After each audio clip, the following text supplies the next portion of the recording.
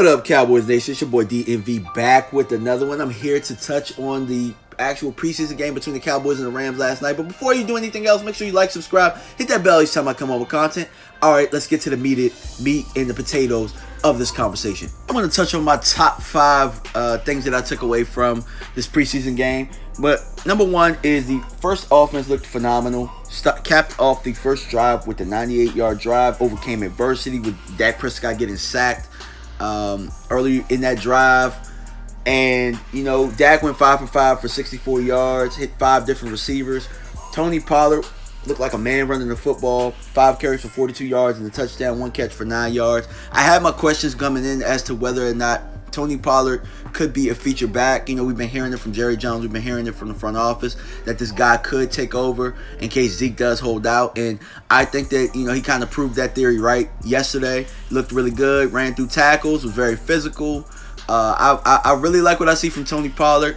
Right now, I know that he's no Zeke, but I can definitely tell you that there isn't much drop off there. If Zeke is there and, he's our second back or we can play him at the same time or whatnot, I think that he's a very good compliment to Zeke, if anything. But I do think that he's very serviceable in case Zeke does hold out and we need to play games. I think we can win with Tony Pollard. So really like what I saw there. Keep in mind, yesterday we did that 98-yard drive with no Zeke, no Zach Martin, no Amari Cooper. So it looked really, really good.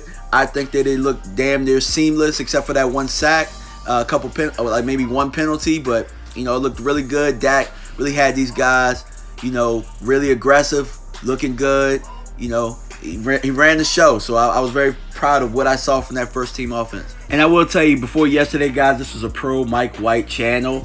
And I can tell you guys, players mess up every once in a while, and so I got this one wrong. I think that Mike White needs to be cut. I've seen enough from him. Yesterday, what they tried to do was even the odds between him and Cooper Rush and say, you know what? Well, Cooper Rush has had the better guys throughout, the last couple of years. Let's switch it up. Let's see what Mike White does with better talent around.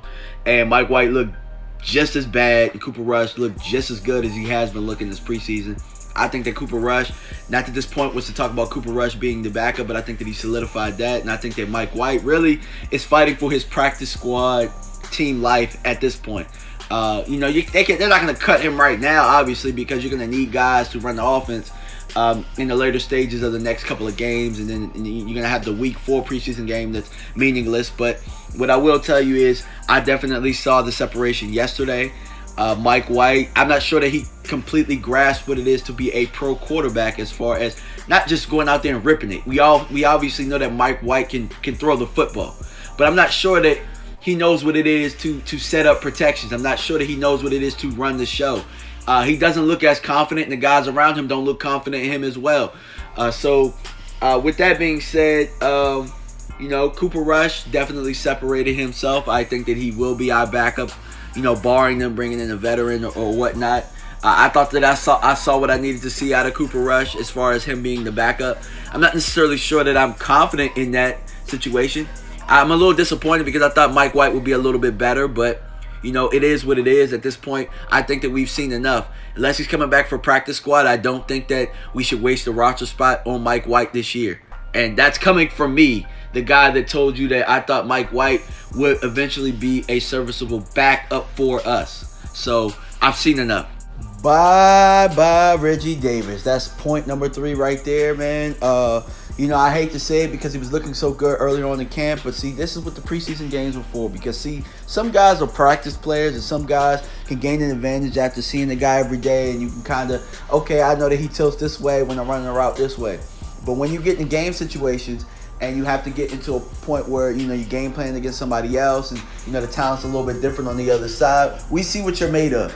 And really, honestly, Reggie Davis, really, that practice play hasn't really translated to the games yet. And, yesterday he happened to muff a punt. Now, I already told you guys earlier that I thought Tavon Austin, should have been a lock on his team anyway. But, a lot of guys kept telling me, well, let's see Reggie Davis return punts. Let's see John Maher return punt. Well, I haven't seen nothing out of neither one of those guys to tell me anything different. Maybe John Maher makes his team because I've seen a little bit out of him, but Reggie Davis, nah, I really haven't seen anything. I've seen a lot of people tell me that they think Reggie Davis should be on this roster because he's a young guy and he looks hungry. But, when I go out there and I see game speed and all of that type of stuff, I see the guy muff a punt. And when you're in a situation like him where, you're low on the totem pole and then you're making flash plays here and there, I know what that's like, being a walk-on. He's essentially a walk-on professional athlete. So, you can't have things like this happen. When things like this happen, this is how you get the axe. And honestly, I like Reggie Davis a lot. Maybe he makes practice squad, but right now, I think that play right there solidified him even having a shot at the 53-man roster. Number 4, man, the interior defensive line for me looked really, really good as far as, being stout in the run. I think the last time we saw this interior defensive lineman against the Rams, we were getting pushed all around. They took our lunch money. But guys like Antoine Woods, Malik Collins that stood out specifically in that first drive, batting down passes, just controlling the line of scrimmage. I thought they did a really good job there. That really stood out to me because it let me know that there was some pride there. It doesn't matter if it was backups or whatever, but they took it personal, and you could definitely tell from the interior wise, they cannot really push us around like they wanted to. And they had a guy like Darrell Henderson on the other side who, they wanted to showcase, and they weren't really able to get him going early like they wanted to. Now they broke off a couple of runs and stuff like that, later on with different teams and stuff like that. But guys like Malik and Antoine, they really stood out to me yesterday, and I really liked it. And on another note, Taco, he's not an interior defensive lineman, but Taco played well, getting pressure on the outside. We didn't have guys like Quinn.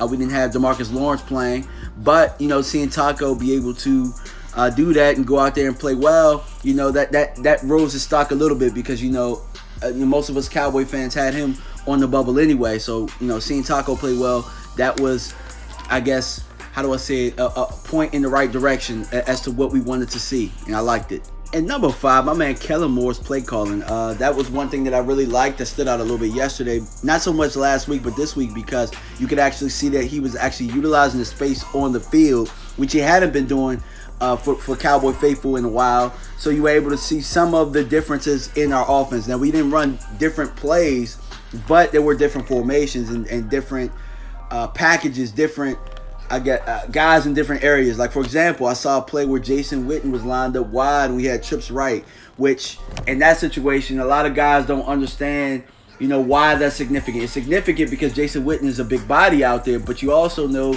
that he is a threat because we will throw him the football. So what that does is that occupies a corner over there. Where you got guys like Maher that come in, you got guys like Randall Cobb, and then you got Michael Gallup. You're going to get one of those guys in lesser matchups, so we might be able to manipulate the matchups in our favor, which we hadn't been doing in the past.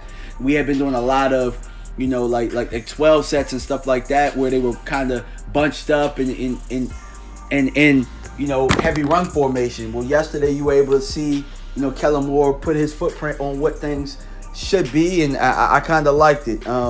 Like I said, there were same type of plays called, but it was more of a modern look as to what the NFL is today, opposed to, the Emmitt Smith 90s Cowboys. So I really like that. And before y'all go out here, man, I'm going to give y'all a little bonus, man. Brett Maher is shaky AF, as it says right there, man.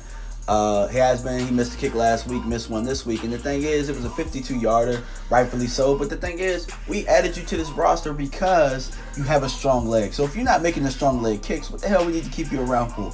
I would like to see if we can bring somebody in, maybe it's a veteran or somebody like that, to put some fire up under his ass. Because if he can't survive that, man, look, why are we keeping somebody around that's shaky? Because at the end of the day, we're going to be playing some good teams, and these kicks are going to matter. So that's how I feel. Get him some competition, or cut him, or bring in a veteran, or whatever the hell you want to do. But this kicking situation right now, they can't be safe because I barely seen them inch through an extra point yesterday. And at this point, man, how many 30-something yard field goals do you guys need to see in order to get his ass some competition? That's how I feel. That's all I got for you guys today. Oh, before I leave, make sure you like, subscribe, hit that bell each time I come out with content. All right, guys. Peace. Make sure you go and subscribe to Gorilla Team ATL. Got this fly ass beat in the background. I'm just going to let it ride out, all right?